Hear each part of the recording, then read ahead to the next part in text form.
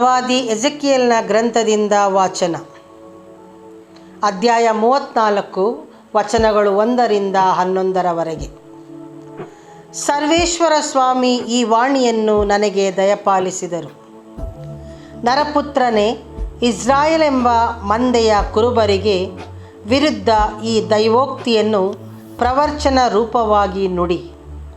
ಸರ್ವೇಶ್ವರನಾದ ದೇವರು ಇಂತೆನ್ನುತ್ತಾರೆ: ಅಯ್ಯೋ, ಸ್ವಂತ ಹೊಟ್ಟೆ ಹೊರೆದುಕೊಳ್ಳುವ ಇಸ್ರಾಯೇಲಿನ ಕುರುಬರಿಗೆ ಧಿಕ್ಕಾರ. ಕುರಿಗಳ ಹೊಟ್ಟೆ ಗಮನಿಸುವುದು ಕುರುಬರ ಧರ್ಮವಲ್ಲವೇ? ನೀವು ಅವುಗಳ ಹಾಲನ್ನು ಕುಡಿಯುತ್ತೀರಿ, ಉಣ್ಣೆಯ ಹೊದಿಕೆಯನ್ನು ಹೊದಿಯುತ್ತೀರಿ, ಕೊಬ್ಬಿದ ಕುರಿಗಳನ್ನು ಕಡಿಯುತ್ತೀರಿ.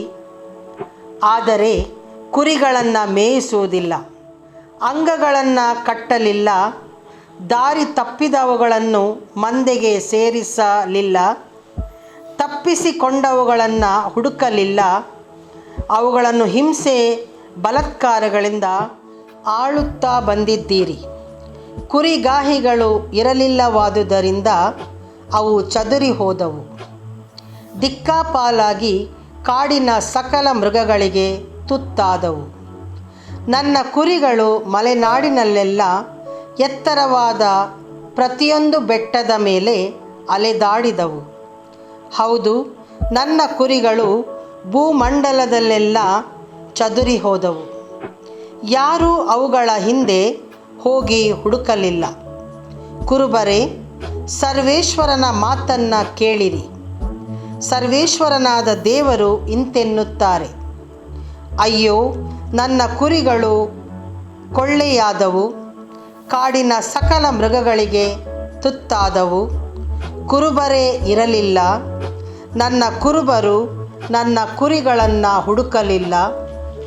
ಅವರು ಸ್ವಂತ ಹೊಟ್ಟೆಪಾಡನ್ನು ನೋಡಿಕೊಂಡರೆ ಹೊರತು ನನ್ನ ಕುರಿಗಳ ಹೊಟ್ಟೆಯನ್ನು ನೋಡಲೇ ಇಲ್ಲ. ಆದ ಕಾರಣ ಕುರುಬರೇ, ಸರ್ವೇಶ್ವರನ ವಾಕ್ಯವನ್ನು ಕೇಳಿರಿ.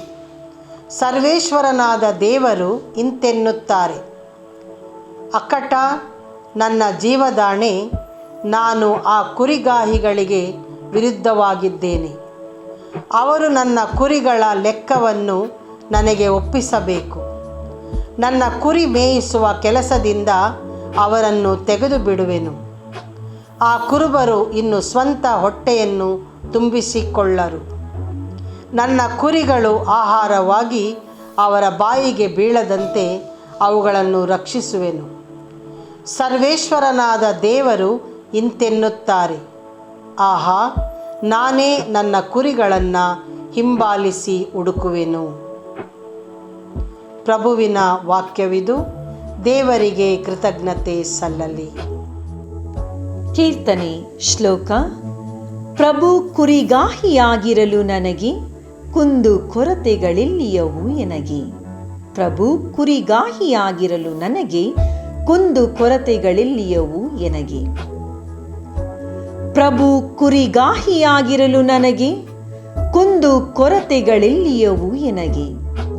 ಹಸಿರು ಗಾವಲುಗಳಲ್ಲೆನ್ನ ತಂಗಿಸುವನು, ತಿಳಿ ಕೊಳಗಳ ಬಳಿಗೆನ್ನ ಕರೆದೊಯ್ಯುವನು.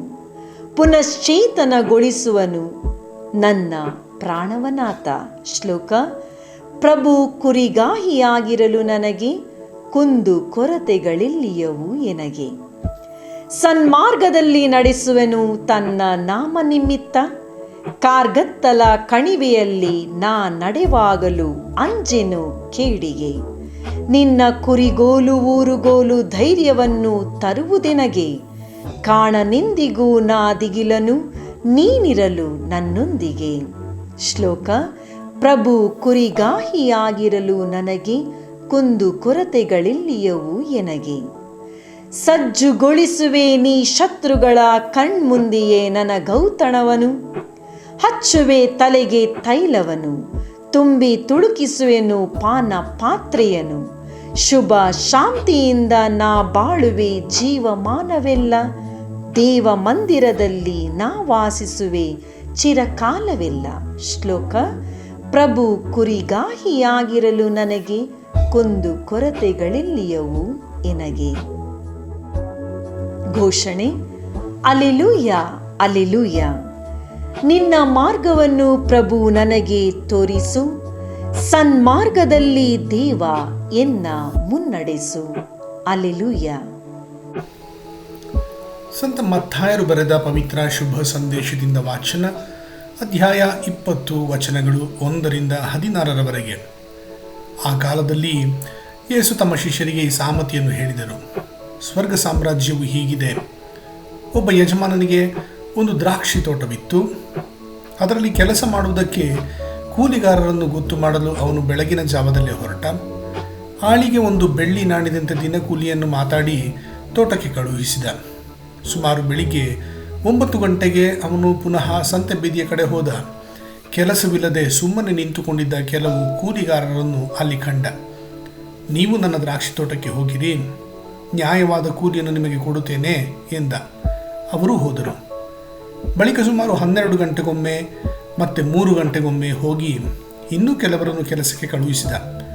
5 ಗಂಟೆಗೆ ಹೋದಾಗಲೂ ಬೇರೆ ಕೆಲವರು ಅಲ್ಲಿ ನಿಂತಿರುವುದನ್ನು ಕಂಡು, ದಿನವಿಡೀ ಕೆಲಸ ಮಾಡದೆ ಸುಮ್ಮನೆ ಇಲ್ಲಿ ನಿಂತಿದ್ದೀರಲ್ಲ ಏಕೆ ಎಂದು ಕೇಳಿದ. ಅದಕ್ಕೆ ಅವರು, ನಮ್ಮನ್ನು ಯಾರೂ ಕೂಲಿಗೆ ಕರೆಯಲಿಲ್ಲ ಎಂದರು. ಹಾಗಾದರೆ ನೀವು ಕೂಡ ನನ್ನ ದ್ರಾಕ್ಷಿ ತೋಟಕ್ಕೆ ಹೋಗಿ ಕೆಲಸ ಮಾಡಿ ಎಂದು ಹೇಳಿ ಅವರನ್ನು ಕಳುಹಿಸಿದ. ಸಂಜೆಯಾಯಿತು. ತೋಟದ ಯಜಮಾನ ತನ್ನ ಮೇಸ್ತ್ರಿಗೆ ಕೂಲಿ ಆಳುಗಳನ್ನು ಕರೆದು, ಕೊನೆಗೆ ಬಂದವರಿಂದ ಆರಂಭಿಸಿ ಮೊದಲು ಬಂದವರ ತನಕ ಕೂಲಿ ಕೊಡು ಎಂದ.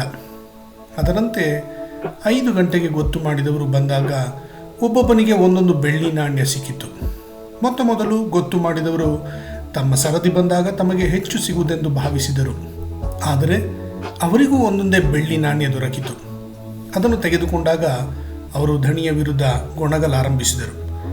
ಕಡೇ ಹೊತ್ತಿನಲ್ಲಿ ಬಂದ ಇವರು ಒಂದೇ 1 ಗಂಟೆ ಕೆಲಸ ಮಾಡಿದ್ದಾರೆ. ಬಿಸಿಲಲ್ಲಿ ಬೆಂದು ದಿನವೆಲ್ಲ ದುಡಿದ ನಮ್ಮನ್ನು ಇವರಿಗೆ ಸರಿಸಮ ಮಾಡಿದ್ದೀರಲ್ಲ ಎಂದರು.